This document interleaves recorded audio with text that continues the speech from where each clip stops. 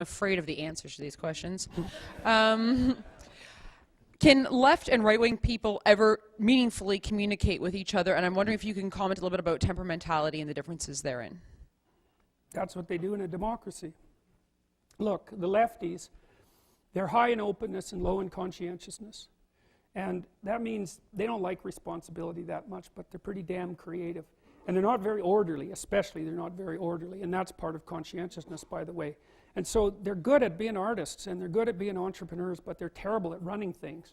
But then the conservatives on the other side, they're low in openness, which is the trait creativity. That doesn't mean they're stupid, by the way. It just means their thinking isn't as free form, let's put it that way. And so it's more constrained. And they're high in conscientiousness, especially orderliness. So they're damn good at running things that already work. So you need the liberals. There wouldn't be high openness, low conscientiousness if there wasn't a niche for it. And you need the conservatives. And sometimes the liberals are right, the borders should be more open because that's their fundamental claim. And sometimes the conservatives are right, the borders between things should be more closed.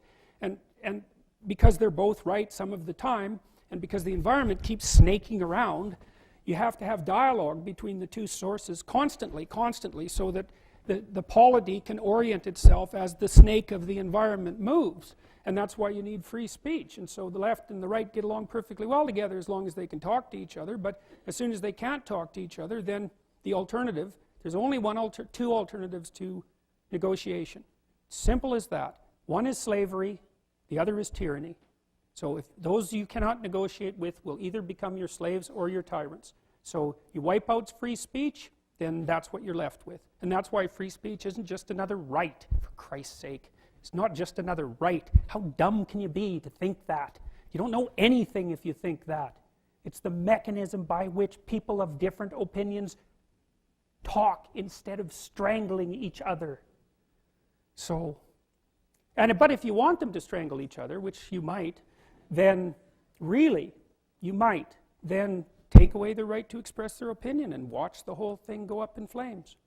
And go like this, because maybe that's what a big part of you wants.